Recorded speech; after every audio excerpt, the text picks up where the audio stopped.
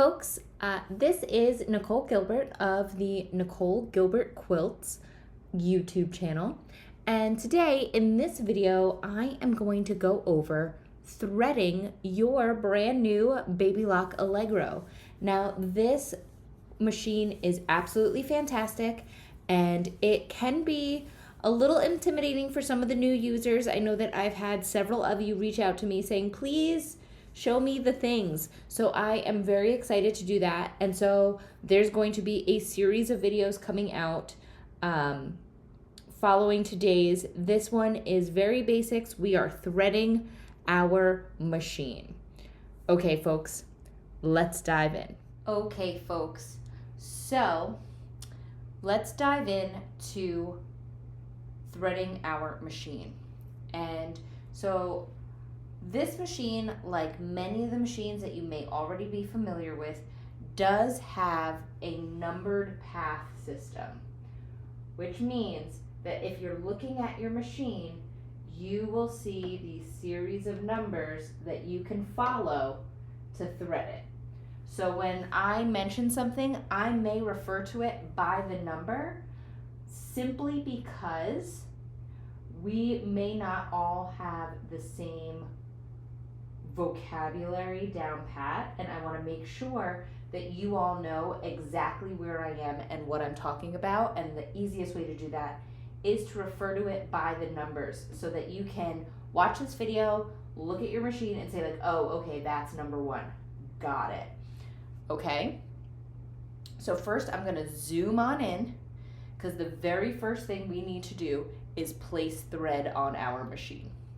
So I'm going to zoom in and I'm going to reposition this just a little bit, and I will get even closer as needed, but let's talk about placing our spool of thread on our thread stand.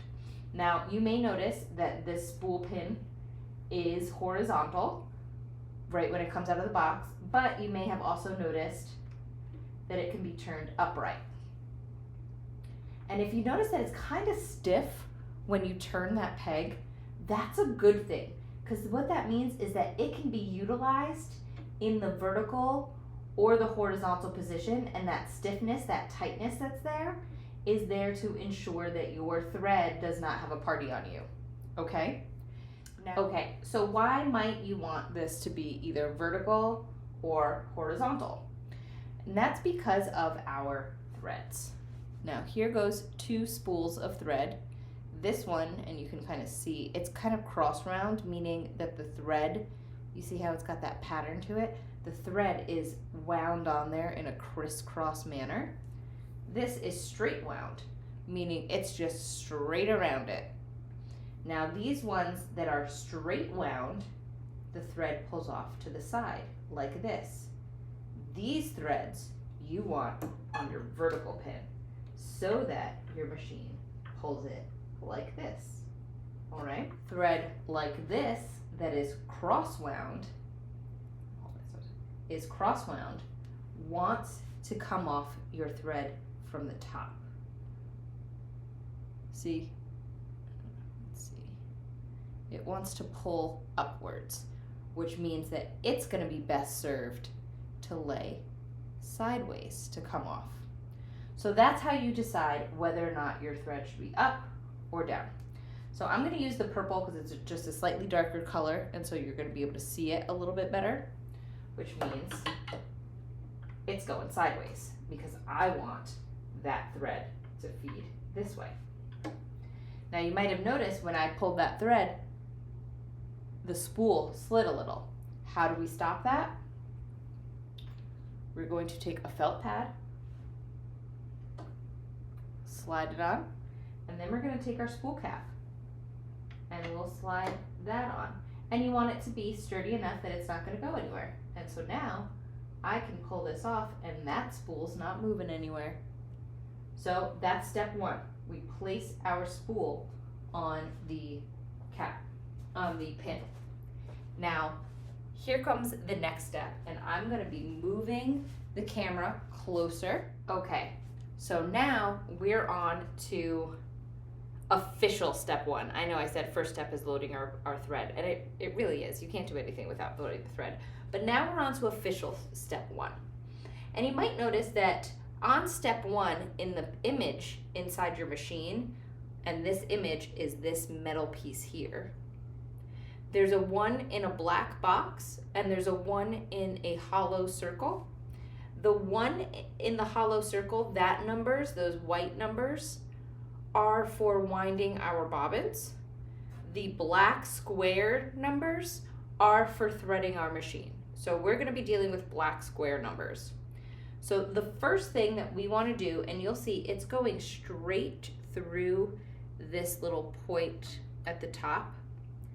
Now, if you want to give yourself a huge headache, you could try to just straight thread it through there, or we're going to hold our thread nice and taut between our two fingers.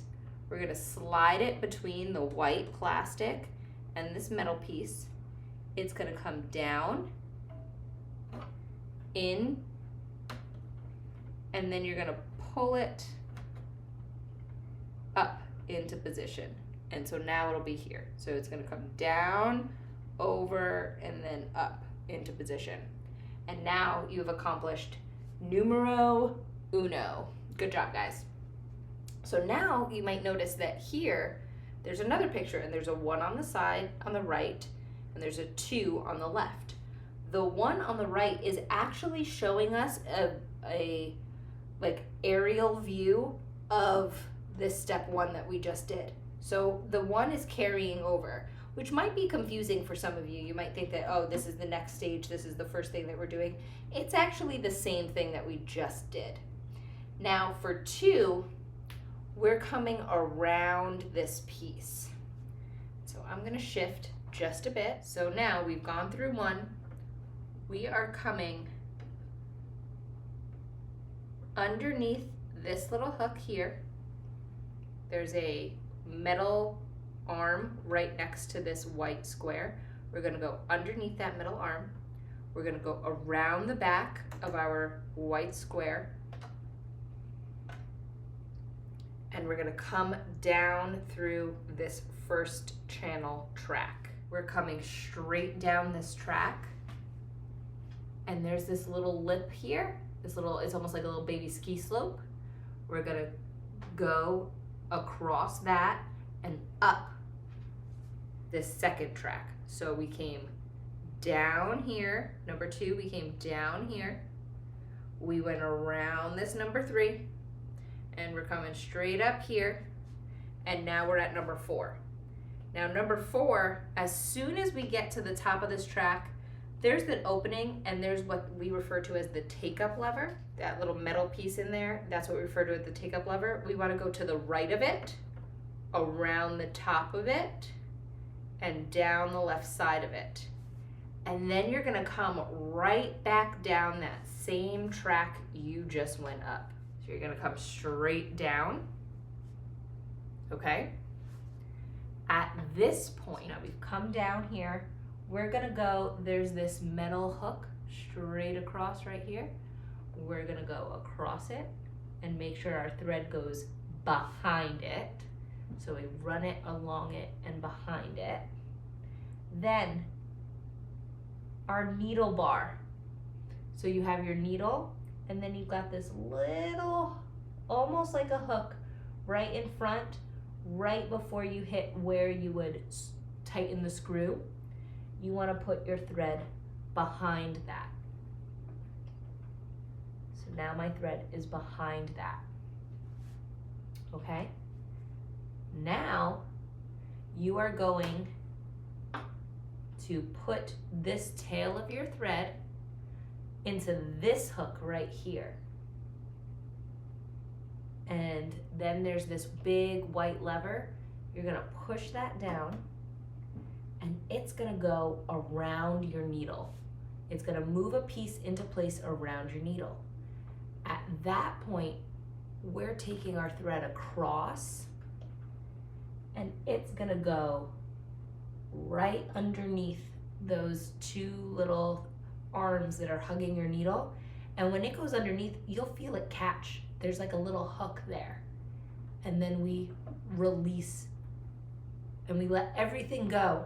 And what has happened is those little hooks have pulled a loop through of our thread.